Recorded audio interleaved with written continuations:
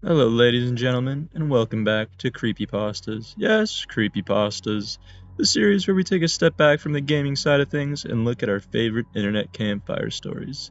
Today, we're looking at one called STEEZE Fragments. So without further ado, sit back, relax, and enjoy this story. Oh 01, chat. Okay, Beatty, are you listening? A voice crackled through the speakers of a small CRT television, while the display shot out a glow that cut through the darkness of the room. Sat opposite of the screen was Beatty. She had just been in a big accident, a skateboard crash, and now her television was talking to her. The face on the screen, a young late-night host in a green knitted sweater, tapped on the glass, separating himself from Beatty in an attempt to regain her focus. Holding the pen and paper that she had been instructed to grab, Beatty nodded. You see those words flashing on the bottom of the screen? Yes, bro. I'd like you to write them down for me, okay? Yes, bro. In addition to the text Beatty was meant to copy, the word outstanding began to flash on the screen in a cheap-looking font. While Beatty wrote the address down, the host spent an odd pause adjusting his smile and throwing out a few poses in silence before resuming. Spectacular work, Missy. Why don't you hold that up for the folks at home to see? Okay. Beatty internal monologue excerpt number 1. What the fuck is happening, bro? Beatty held up the paper she wrote on as the curtains began to slowly draw closed on the set of the show. Wow, written with her own two hands. Folks, why don't we put ours together for this spectacular guest? The sound of studio audience applause began to rise through the speakers. Soon, reaching a volume where Beatty felt the audience was with her in the room. And soon, reaching a volume where she felt the audience was inside her head. The clapping and cheering became overbearing, all-encompassing, and then nothing. TV was off. The sun was beaming through the windows, and the clock had skipped to morning. If not for the piece of paper with an address written on it, the whole thing could have been written off as a dream. 02, Dream Journal. Sometimes while drifting to sleep, Beatty would pass through the cracks of her own mind and found herself among what she thought were the directors of her life. She always wound up in an office building, just a little out of date. There would be a din of corporate chatter and the beeps and whirs of fax machines and printers. A light trampling of suits would flow from boardroom to boardroom, a crowd that Beatty could blend into, but not for long. Looks would be shot, whispers would fly, and soon enough, the alarms would rattle off. Sometimes she would instinctively run for an exit, but occasionally she remembered that she could escape in a moment's notice just by waking up. In these cases, she knew to make her way to a stairwell as fast as possible. Running down floor by floor felt no different than peeling back layer by layer a mystery in which she was wrapped. Somewhere deep within the building must have contained files, documents, anything that detailed what exactly was going on in her life. Unfortunately, the protocol for intrusion was airtight, and Beatty would always be caught and forced to wake up before receiving a satisfying answer. 03. Everything Industries. You have to go to work. You just have to. Doesn't matter how many nightmares or skateboard crashes or whatever the fuck you have in one day. With this sentiment ringing in her mind, Beatty slowly raised herself from her recliner to start her day. It took extra strength to shake off the previous night, but she was soon back in business. Before anything else, she crumpled up the paper from the night before into her back pocket for later. After what happened, she knew she had to visit the address she was given, but first she had a job to do. Skateboarding doesn't pay the bills. After a short commute, Beatty was ready to clock in at Everything Industries. The huge monochrome building blocked out the sky, leaving an endless shadow in its wake. The company logo was embossed on the front wall, taking priority over having windows. Staring up at the building caused Beatty to shudder. A black and white smiley face with a jester hat pasted onto a big concrete block does not inspire productivity. After a long pause, Beatty sighed and pushed through the front glass doors, leading to a lobby void of decoration. Front door, right, left, up the stairs, hit the elevator button, floor 53, 3 rights, and a left. That's the route Beatty took every morning to get to her cubicle, and was greeted in kind by her desk. Beatty internal monologue excerpt number 2. Wait, that's not my desk. Where the fuck am I? It seemed that her crash had caused some of Beatty's memories to get jostled around. The order of her morning route got scrambled, and now she was lost in her own office building.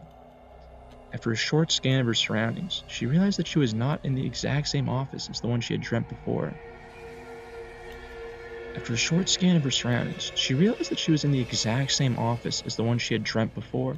But this time, it was empty. Populated or not, Beatty was not interested in sticking around long enough to hear any alarm bells sound again.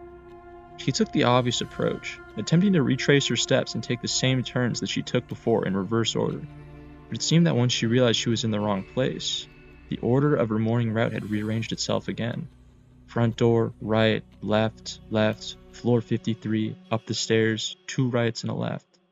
This didn't seem quite right, and trying to put it in the reverse order only mixed Beatty up further. She decided to set off and guess as best as she could which way to take back. But it seemed that every direction she took was the wrong way. The more she felt lost, the more the halls of Everything Industries seemed to twist and contort to keep Beatty from getting to her desk or anywhere remotely familiar. She was definitely still in an office, one patterned after the one from her dreams, but it felt colder and hollow, like time had come to a standstill. Walls had turned darker, and the windows that peppered some of the office doors had transitioned from translucent to opaque. Beatty was exhausted, sore, confused, and overall frustrated with her situation. Her plan wasn't working at all. At this rate, she would never get back to work, never clock out, and never get to the address she really needed to get to. With no other plan, she began trying every doorknob in the hallway. It just seemed like the right thing to do.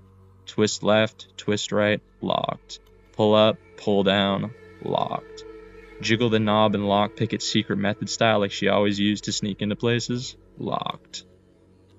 After an extended effort of trying to open all the locked doors in the seemingly endless hall, Beatty had a terrifying thought that even if every door had become wide open to her, she would still never be able to piece together a way out.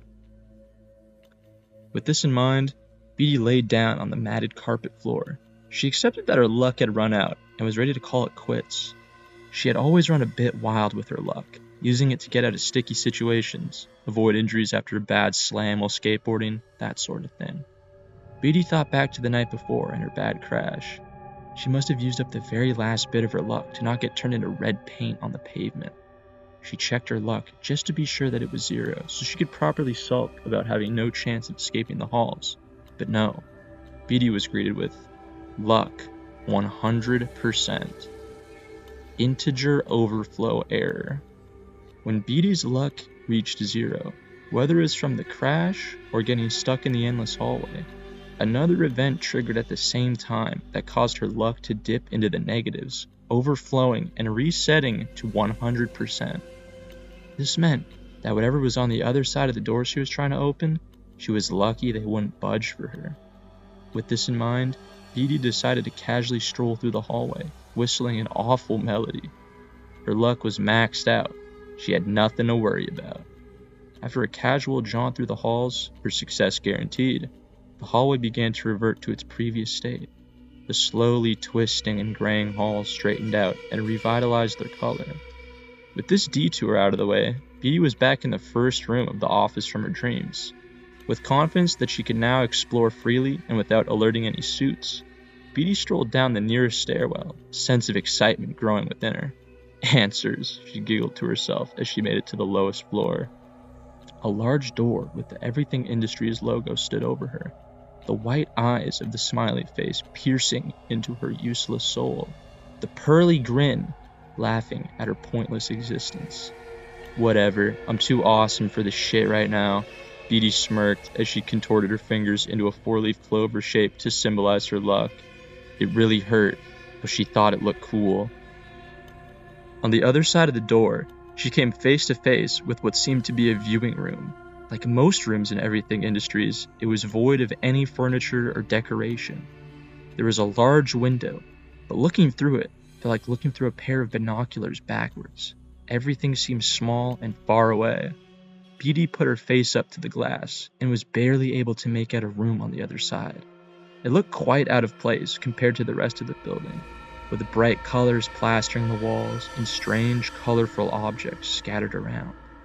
There were two silhouettes Beatty could make out among the torrent of colors. One was quite hard to determine, but after careful observation, Beatty found it was a young girl around her age slumped on the floor wearing nothing but a gray hospital gown. The other silhouette was very easy to determine. I suppose you can't deny the power of Everything Industries branding. Standing over the young girl was a tall, bulky figure in a baggy gray suit, and on its head was a mascot head of the Everything Industries logo, or at least Beatty thought it was a mascot head. The figure turned to make eye contact with Beatty, and as it did, it blinked and chattered its teeth. A shiver was sent down Beatty's spine and she flinched, shutting her eyes momentarily. When she opened them again, she was back at her cubicle in her usual office. Looking down at her desk, she saw a letter of termination addressed to her. Without a chance to read over the fine print, the office secretary tapped Beatty on the shoulder. "You could follow me, please. I am meant to escort you from the premises, and I would rather not cause a scene." "What? Dude, how can you fire me? I have like infinite luck." "Look." Luck. 0%. It seemed that navigating her way out of the endless hallway and encountering the real Everything Industries used up the last of her luck, leaving it at 0 once again. Beatty sighed and figured that with everything that had happened, it was probably a good idea to not come back to the office anyways. Without packing up her desk, she got up and left the building. With the secretary leading her, she did not have to worry about remembering the way out. After swinging through the front doors, Beatty took a moment to collect herself and then withdrew the piece of paper she had saved from the night before. Now was as good a time as any to make a little visit. 04. Waterworks. Rattle, rattle, rattle. A chorus of skateboard wheels shifting across concrete echoed through the rafters of Waterworks. By day, it was a popular indoor water park, packed with pools and slides, and any other drowning hazards you could imagine. But twilight was shining through the skylights, and the skate trio consisting of Beatty, Jane, and Hayden had other plans for the park. "Wow, this spot is dope as fuck," Beatty mused. "Jane, how did you know they emptied the pools at night?" Hayden asked. Jane stared off at nothing for a few seconds before snapping back to reality. Literally every pool does that? You think they use the same water every single day? That's disgusting," Jane mused before fucking up a tray flip so bad, like it was so embarrassing actually. "Chlorine, bitch, but whatever," Hayden scoffed before skating off to one of the nearby pools to hit the craziest drop-in line in skateboarding history. Beatty said nothing and didn't do a single trick on her skateboard. Instead, she walked around the park, taking in the scenery. It was quiet and serene, the moonlight offering a glow that the water-dropped attractions reflected back. The noise typically booming through the water park was replaced with silence, apart from the slamming of skateboards by Jane and Hayden in emptied-out pools. It was a neat little respite, but its quiet calm was soon replaced with a bubbling sense of unease in Beatty's stomach.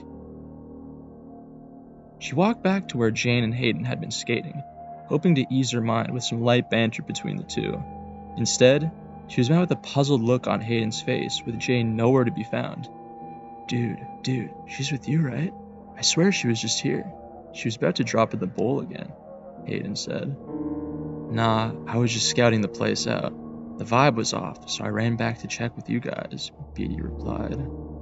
Hayden pinched the bridge of her nose and sighed. "Man, she's been acting weird all night. Ever since she suggested this place, really. You noticed too, right? Staring into space, being all vague and stuff." Beatty nodded. "We better find her before she pulls another Candles Park on us. Remember that? The screaming? I still get chills thinking about it." Beatty and Hayden decided that letting their friend disappear in a building they broke into was probably a bad idea, so they began to look for her. They quickly spotted a set of tracks left behind by wet skateboard wheels, which turned into wet footsteps by the time they reached a door to the maintenance halls of the park.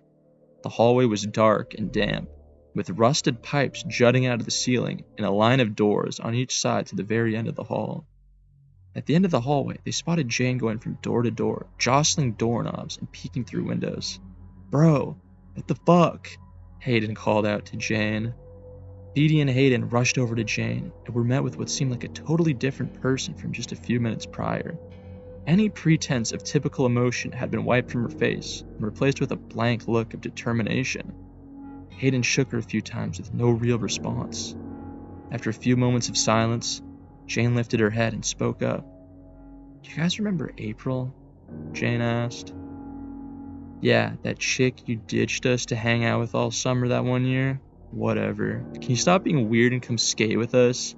Hayden grabbed Jane's arm, but she shook her off before firmly replying. "Yeah, I hung out with her all summer, and I'm glad I did. We started high school and never saw her again. You didn't think that was weird?" "Not really, dude. People move away. Her dad was probably military or something." Hayden's patience was thin. The sense of unease in Beatty's stomach had grown into a sense of dread, creeping through every inch of her body. She stood there, frozen, watching. Beatty internal monologue excerpt number 3. Something very, very bad is going to happen. As Jane continued, the color in her face drained away and her voice started to tremble. "At the end of the summer, the last time we hung out, it was here at Waterworks. She was here with me, and then she was gone. I tried to find her. I tried to tell her parents. I went to their house, but they were gone too, like they never lived there." Jane was starting to tear up, her voice breaking. Hayden put a shoulder around Jane, trying to calm her. Beatty continued staring, still frozen. "We don't go missing like this. It doesn't happen. It just doesn't happen. I just want to see my friend again," Jane whispered to herself. The dreadful feeling in Beatty ebbed momentarily, and she was able to hobble towards Jane and Hayden as they huddled together for a sort of group hug. "Jane, that's really fucked. I'm so sorry." Hayden paused for a moment before continuing. "I just wish you told us earlier, especially after the whole Candles Park thing. But nah, you brought us here to make a show and freak us out. Like, what the fuck?" "Man, relax. She just poured her heart out, and you're hating and shit." Beatty piped in, feeling more energetic as her fear subsided. Jane, still looking drained and morose, continued. "No, I get it. It's okay. It's just one thing. It's just that I know now. I know who took her." Beatty's sense of dread returned, this time stronger than ever. "You know who took her?" Hayden asked, confused. Just as the words left her mouth, a door at the very end of the maintenance hallway slammed open. A rush of putrid air shot out, and each door in the hallway after it began slamming open as well, some with so much force that the glass windows within them shattered on impact. With Beatty's dread returning in full force, she froze again, but Hayden grabbed her hand, and soon they ran out of the maintenance hall and back into the main park area. All the attractions burst to life. The speakers blared music and the lights flickered incessantly. All of the gushing from the water slides and lazy rivers made the ground extremely slippery, and Beatty struggled to keep herself from slipping into one of the pools, which had somehow been completely refilled with water. Beatty internal monologue excerpt number 4. "If I fall into this pool, I'm never getting out." After maneuvering past all the slipping hazards, Beatty and Hayden crashed through the main doors and exited the park. Beatty turned around for the first time since she started running, and realized that Jane wasn't following behind them. Hayden seemed to catch Beatty's realization before she could say anything and responded. "I know. I saw her run to the other end of the hallway, to that doorway. Or, I don't know. It looked like she was running, but in reverse? That's why I grabbed you." Hayden kept moving without sparing any more explanation, not wanting to stay near whatever they had just experienced.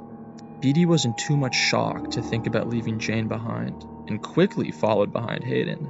The two hopped on their skateboards and cruised down the street. Just before Waterworks was out of sight, Beatty ran over a rock with her skateboard, causing her to fly out into the road. A passing monochrome minivan with a large 53 painted on its side flew by at the same time, just barely colliding with Beatty's side, knocking her to the ground. She heard the screech of tires, some rustling, and then silence. She was laid out on the pavement in a total daze, watching the clouds in the night sky slowly drifting over her as she waited for the pain from the impact to subside enough to keep moving. When she found the strength to get up, she realized that Hayden was gone. A few steps later, she also realized that she had twisted her ankle. In total exhaustion, Beatty dragged herself and her skateboard home. When she reached her house, she dropped herself on her recliner and turned on the TV to a local late-night show, hoping to drown out any thoughts of what had just happened. 05, 53rd. Sometimes during dreams, Beatty had come across a doorway or a path, some sort of transitionary gate. She could always sense in the back of her mind what would happen if she went through one of these gates. Typically, it just meant that the dream would shift to something else, and the plot line she was on would dissolve, usually with any lucidity being lost in the process. But in some cases, very rare cases, the voice in the back of her head would tell her that if she stepped through that gate, the dream would end, and a nightmare would begin. Staring at the entrance to FK Inc. water treatment plant, 53rd Street, it was as if that same voice was calling out to her in her waking life. But this was it, the address from the TV. Whether it was a nightmare or not, but this was it, the address from the TV. Whether it was a nightmare or not, she felt the need to push onward. Jane or Hayden could have been in there. The answer to everything that had happened in the past few days, and frankly her entire life, could have been in there. The building itself didn't seem that conducive to a nightmare, and was generally unremarkable. It was made up of brick, only a few stories tall, with tall windows that were hard to see through from a buildup of dirt and dust. Pipes shot out from the sides of the building and into the ground, or behind the building into a coursing river. A few concrete steps led Beatty up to a set of double doors, firmly rusted shut. At this point, though, she was not concerned if she could open a door or not, or if she was dreaming or not, or if she was alive or not. All she had to do was get in the building, and she was going to do that no matter the circumstance. And so she did, and was greeted with a rusted grate platform and steps leading down to a large stream of water flowing from one dark tunnel to another, on each side of the building. Beatty made her way down to the stream, a heavy clang echoing through the building with each step down the stairs. When she reached the lower floor, she looked into the stream and saw that her reflection was a young man in a beanie grinning back at her. The face floated out from the stream and up next to Beatty. Around the face was a white glow, which slowly shifted from apparition to fully formed human figure wearing jorts and a baggy white tee. Beatty stared at the apparition, waiting for it to do something worth her time. "What's up, shawty? You already fucking know." The voice seemed to come from the apparition without it moving its mouth, retaining the same grin it had held so far. "My friends are missing, and the TV told me to come here," Beatty replied. "Listen, man, I know all about it. I got eyes all on this block. 53rd born and raised," shouts out. "Okay, dude. Listen, fam, I can let you in on the shtick. I try to tell everyone, but nobody's ever listened. 0 listeners on everything," the apparition lamented. Beatty began to open her mouth to speak again, but was quickly cut off. "There's just one catch, bro. You gotta play along. You gotta best me in a game of rhythm and song. A rap battle, if you will. If you make me rap, I will kill myself so that I can become a ghost and beat the fuck out of you," Beatty retorted. The apparition sensed that she was being 100% serious and decided to maybe not do the whole rap battle thing. Instead, he simply pointed to the tunnel on the left side of the building and told her to follow the left wall of it as far as she could. There was no platform for her to walk on, so she was forced to wade through the untreated water. Still dead set on her path, the water did nothing to halt her. Like the rest of the building, the tunnel was quite unremarkable. It too was made of bricks, and there was nothing to look at besides the water rushing through. There were also small lights buzzing on and off every so often, so Beatty was not completely lost in the dark, but they did not offer much comfort. After a considerable trek through the tunnel, it widened out, and a metal grate walkway appeared for Beatty to walk on. The walkway also introduced the appearance of many rusted metal doors, connected to the floor and appearing every so often along the way. Some of them seemed to have nameplates. They were too dirty, and it was too dark to read any of them. Beatty felt completely disconnected from her surroundings. It really felt like she may as well have been dreaming. She heard a distant echo appearing from behind her. It sounded like the apparition from before. This threw Beatty off and caused her to stop pushing forward for a moment. This gave her a chance to look at one of the nameplates in more detail. This one happened to be polished, which made it very easy to read. Waterworks. At that moment, it clicked. The putrid smell from the maintenance hallway was the same as the one in this water treatment tunnel. Two locations must be closely connected, which meant she could be close to finding where Jane disappeared off to. Beatty's pace quickened, and now she was more careful with scanning the door nameplates, looking for any that were polished and readable. After an hour of walking, Beatty finally reached the end of the tunnel.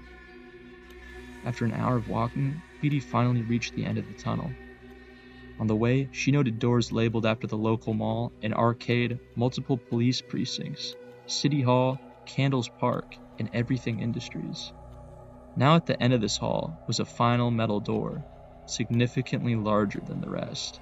The door itself was labeled with the words Marble Castle. Beatty shoved the door open and stepped inside. 06. Statement. Weeks had passed since the discovery of the Marble Castle trafficking ring in the town of Whisperville.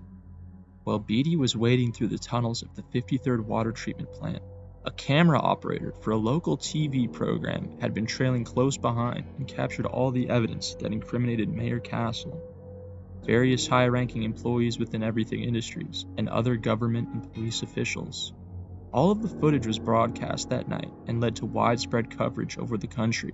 Sewers connected to various high-foot traffic areas, which then funneled to a series of underground chambers and holding cells. Countless documents and photos were recovered that allowed for the entire network of those involved to be brought to justice. Jane was recovered from one of the holding cells underground. Hayden was found in a nearby city with no memory of the related incidents, and Beatty had not been seen since the footage was broadcast. After the broadcast ended, everybody turned off their TVs, the late-night show was canceled, none of the criminals were charged, and nobody talked about the ordeal ever again. Well, ladies and gentlemen, that was STEEZE Fragments. Bit of a departure from the typical kind of creepypasta we cover here, but an interesting one nonetheless. It's a bit of a longer read, but rather than paraphrasing, I decided to read this one basically word for word. In terms of cliches, I didn't really notice any of the typical creepypasta cliches, like there wasn't any hyper-realistic blood or haunted cartridges or anything. If anything, I wish things got more tied together. I wasn't really sure how things kind of fit together, and the ending was abrupt, but overall it was definitely interesting. As always, let me know what you thought of this one in the comments below. The link to the original story is in the description. Let me know what creepypastas you want me to read next. My name is Mars, and I am out.